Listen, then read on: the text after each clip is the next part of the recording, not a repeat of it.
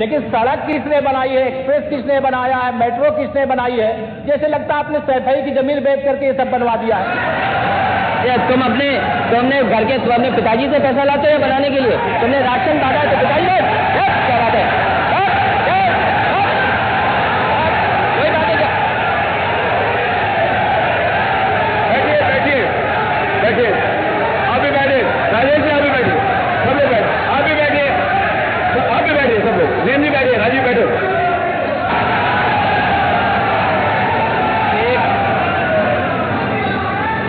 एक घंटे से अधिक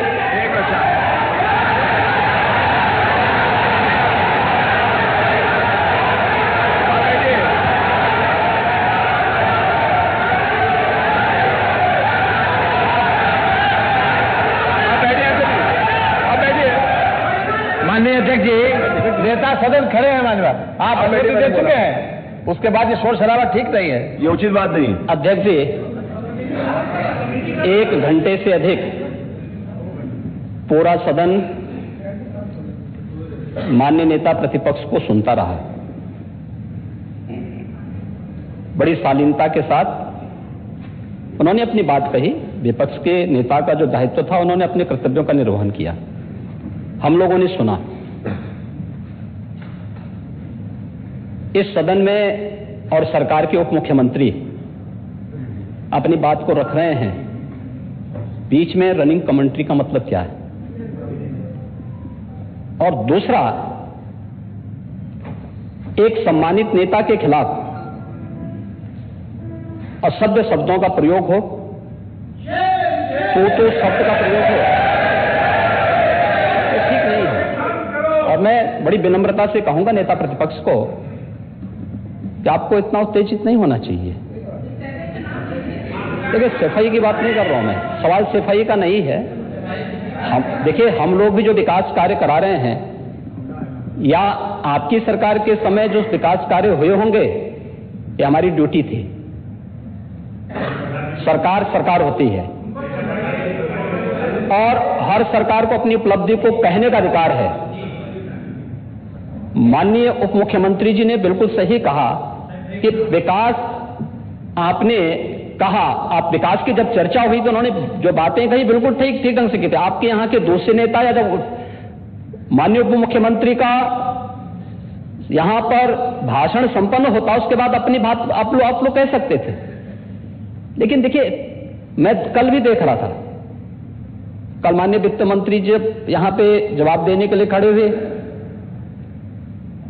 उन पर जिस तरीके की भाषा का प्रयोग उस समय किया गया, आज फिर हम देख रहे हैं। देखिए, लोकतंत्र में हर सदस्य को सदन में अपनी बात रखने का पूरा अधिकार है, और अगर आप कहेंगे तो कैसे इस बात की अपेक्षा रखते हैं कि इस पार से उसका जवाब नहीं मिलेगा?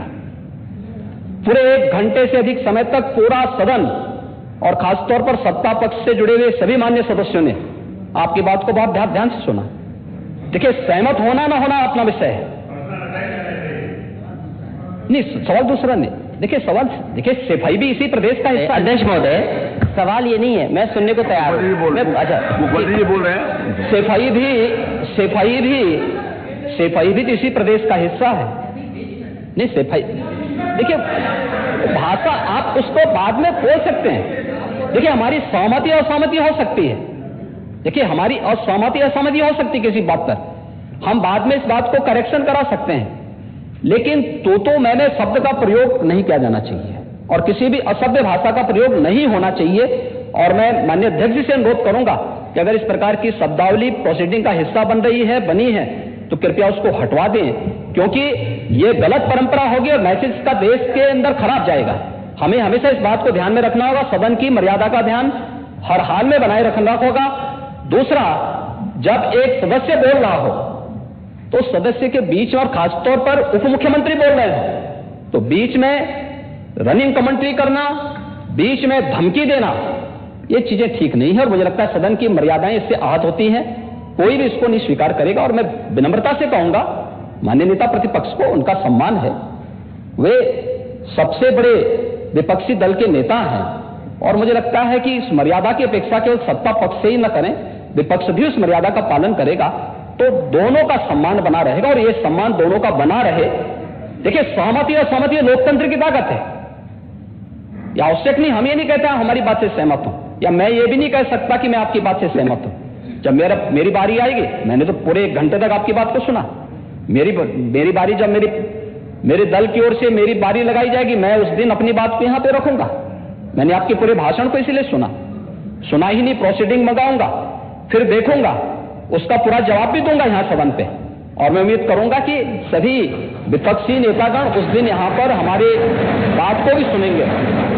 लेकिन एक सरकार के वरिष्ठतम नेता में से एक और उप मुख्यमंत्री, जो लगातार दूसरी बार उप मुख्यमंत्री हो रहे हैं, उनके द्वारा अपनी बात को रखा जा रहा हो, मुझे लगता है शालीनता से हमें सुनना चाहिए। अगर हमें लगता है गलत हो रहा है, देखिए बहुत सारी चीजें, अगर हम भी इस बात को कहते, बहुत सारी चीजें नेता प्रतिपक्ष भी ऐसी थी जो आपत्तिजनक हो सकती थी, हमने सुना। नहीं, हमें जो स्वीकार करना होगा वो स्वीकार करेंगे और उसका जवाब देंगे भी, लेकिन बीच में इस तरीके की उत्तेजना दिखाना उचित नहीं है। देखिए, माहौल इससे खराब होता है, अनावश्यक रूप से बाहर मैसेज खराब जाता है।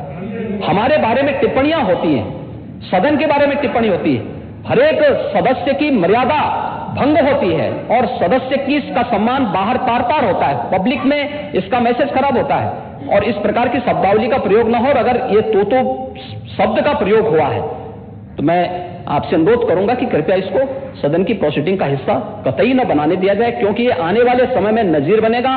फिर यही होगा जो इससे पहले इस सदन में होता रहा है, उस चीज को हर हाल में रोकना होगा।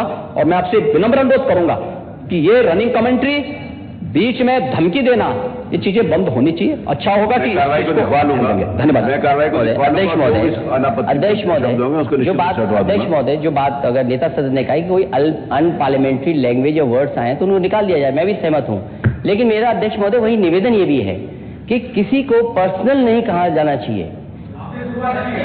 सैफई, आपको बहुत ज्यादा सैफई की जमीन बेच करके हम और आप लोग को जनता हमें मौका देती है अपना बजट खर्च करने के लिए, आपको और हमें मौका मिलता है। मुख्यमंत्री जी ने कहा ना कि कोई भी वो सरकारी पैसे से होता है। तो मेरा यही निवेदन है नेता संसद से, बहुत अच्छी तरीके से इस तरह की बात नहीं आया कि जमीन बेच करके कर दिया जाए।